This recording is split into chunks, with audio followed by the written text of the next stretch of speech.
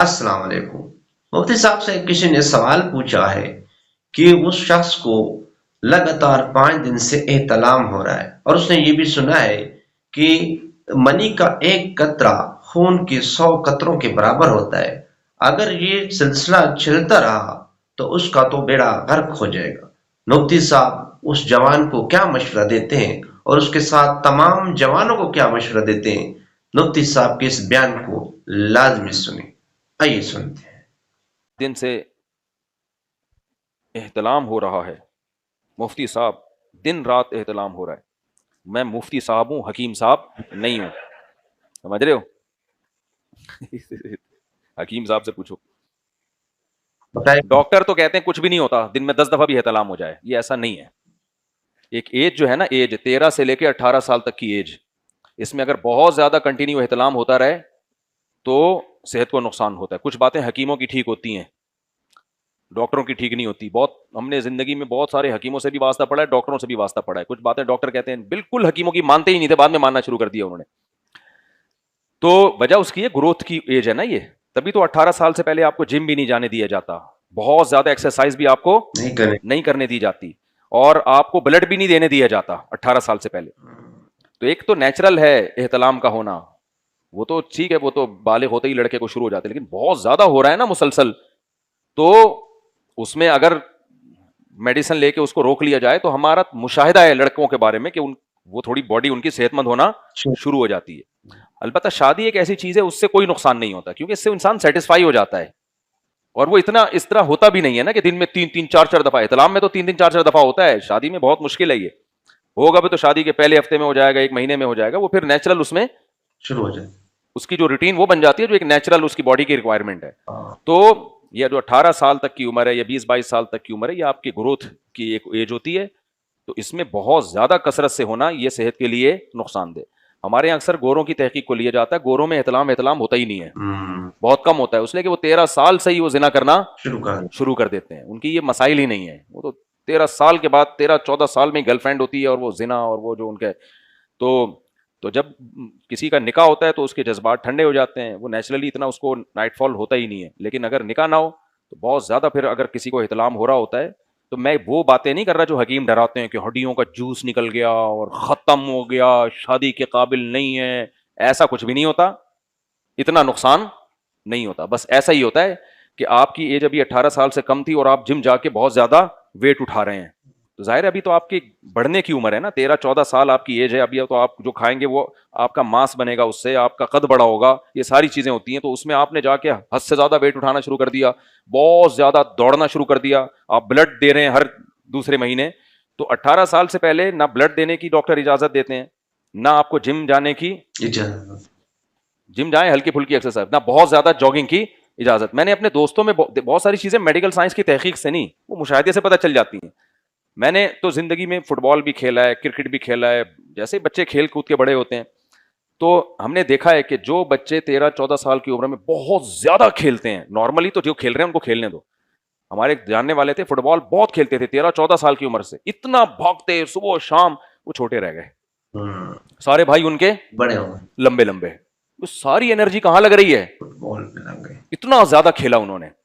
तो एक लिमिट होती है भाई, जब आपकी बॉडी का स्ट्रक्चर पूरा कंप्लीट हो जाए तो फिर उसमें बहुत सी चीजें नुकसान नहीं देती।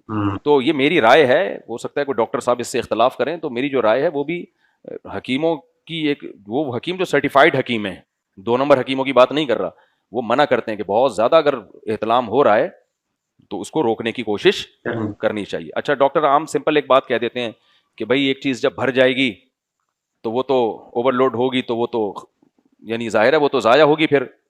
तो उसको आप क्यों रोक रहे हो? तो नुकसान होगा। भाई ओवरलोड हो तो ठीक है ना, ओवरलोड होने से पहले ही उलट जाए। ये तो ऐसा है कि टैंक भरा है नहीं और पानी उसका लीक। खाली हो रहा है, इसका मतलब लीकेज है उसमें। ठीक है ना? तो मुशाहिदा है, मुशाहिदा कि बहुत ज्यादा 18 साल की उम्र तक, 13-14 साल की उम्र से लेके किसी को नाइटफॉल होता हो तो वो जिस्म उसका भरता नहीं है। खस्सी बकरे को देख लो और आंडू बकरे को देख लो, वो बेचारा यूं होता है, और वो जो बेचारा जो खसी बकरा है वो कैसा सेहतमंद हो जाता है। तो इसलिए जो अभी टीन एजर लड़के हैं ना, अच्छा एहतलाम का इलाज क्या है? बाज़ हकीम गलत किस्म की दवाएं दे देते हैं, तो वो भी नुकसानदेह है। इसमें जो नेचुरल इलाज है वो कोशिश करनी चाहिए। नेचुरल इलाज ये है कि अपने ख्यालात को क्या रखो, पाकीज़ा। ज़्यादा होता है सोचने से, हर वक्त फोहश सोचते सोचते सोचते सोचते, तो फिर वही जो सोचते हो वही दिमाग में आता है। तो अपने ख्यालात को क्या रखो भाई, बाकी पाकीज़ा रखो। ज़्यादा आगे जाने की ज़्यादा क्या, जाओ ही नहीं इस तरफ। जो सोचोगे वही आएगा। अब देखो, मुझे आज ख्वाब में इरशाद भाई आए, जापान वाले। क्यों आए? इसलिए कि मैं डिफेंस में इतना क्राउड था, सेल्फियां मुसाफों से बच के निकला, तो हर जगह जहां भी जाता हूँ लोग बेचारे मोहब्बत करते हैं, तो सेल्फियां तो मेरे दिमाग में एक ही। अब जापान में मेरे साथ यही हुआ था। इरशाद भाई मुझे लेके जाते थे कि यहाँ खाना है, बिठाया, वो 20 आदमी बैठे हुए हैं, मुसाफे, सेल्फियां, तो मैं डरा हुआ था ना। आज ख्वाब में मैं सोया हूं तो मुझे इरशाद भाई आए, गाड़ी में बिठाया कि एक जगह जाना है। मैंने कहा अल्लाह खैर करे। इरशाद भाई लोग तो नहीं होंगे? वो कह रहे नहीं, कोई भी नहीं है। मैं जब गया तो पब्लिक खड़ी हुई है, सेल्फियां, मुसाफे, इसी में मेरी आंख खुल गई। वो जापान वाले इरशाद भाई ने जिनके व्लॉग बनाया, तो मैंने उनको मैसेज भेजा, मैंने कहा इरशाद भाई ख्वाब में आ के भी डरा रहे हो आप। तो जो सोचते हो ख्वाब में क्या है, वही आएगा। वही आएगा। तो अब नौजवान आदमी उसके दिमाग में एक ही चीज है, तो ख्वाब में भी क्या है, फिर वही आती रहेगी। तो इसलिए रात को कोशिश करो खाना कम खाओ, चित मत लेटो। आप यानी मुशाहिदा करो कि हमेशा चित लेटने से नाइटफॉल होता है। करवट के बल सोया करो, चित मत लेटो। और पेट में गैस नहीं होनी चाहिए रात को। गैस का बहुत गहरा ताल्लुक है नाइटफॉल से। तो पेट रात को क्या होना चाहिए, खाली। हल्का। और जिसको ये हुआ है ना बहुत ज्यादा, घबराए नहीं कि अब मैं कुश्ते मरजान और कुश्ता खाऊंगा, क्योंकि हकीम डराते हैं भाई सब खत्म। एक कतरा 100 खून के कतरों से मिलके बनता है, तो अगला कहता है मेरा तो सारा खून खत्म। खत्म। नहीं है इतना। ऐसे ही है कि बहुत ज्यादा एक्सरसाइज कर लिया आपने तो रेस्ट करो। अब जिम जा जाके वेट उठा उठा के इतना ज्यादा एनर्जी को आपने यूटिलाइज कर लिया, तो उसका हल क्या है कि भाई यूटिलाइज करना छोड़ दो आप। वरना कुश्ते पुश्ते खाओगे और ये अंडे मंडे बहुत ज्यादा फोड़ने लगोगे, तो और ज्यादा फिर इंसान की ख्वाहिश बढ़ती है। तो उसका हल यही है कि अब हो गया तो कुछ भी नहीं है, घबराने की जरूरत नहीं है। बाज कमजोरियां ऐसी होती हैं कि बॉडी खुद उसको रिकवर कर लेती है।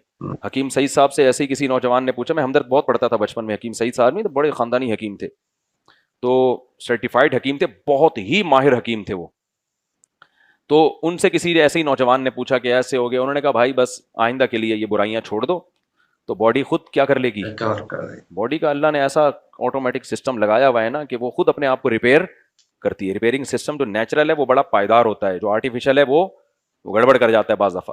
तो कोई ज्यादा उसको खौफजदा होने की भी जरूरत नहीं है, और थोड़ा सा कंट्रोल करने की जरूरत है। कंट्रोल का क्या है, ख्यालात को क्या रख लो भाई। और सबसे बेहतर इलाज तो शादी है, लेकिन वो करते नहीं है, तो क्या करें फिर।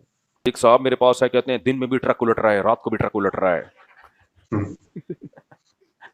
सुबह हो तो फिर भी ट्रक उलटता है। मैंने कहा ट्रक का बिजनेस ही खत्म कर दे तू। जब तेरे ट्रक ने हमेशा उलटना ही है, तो इससे बेहतर है ट्रक के कारोबार के अलावा कोई और काम कर।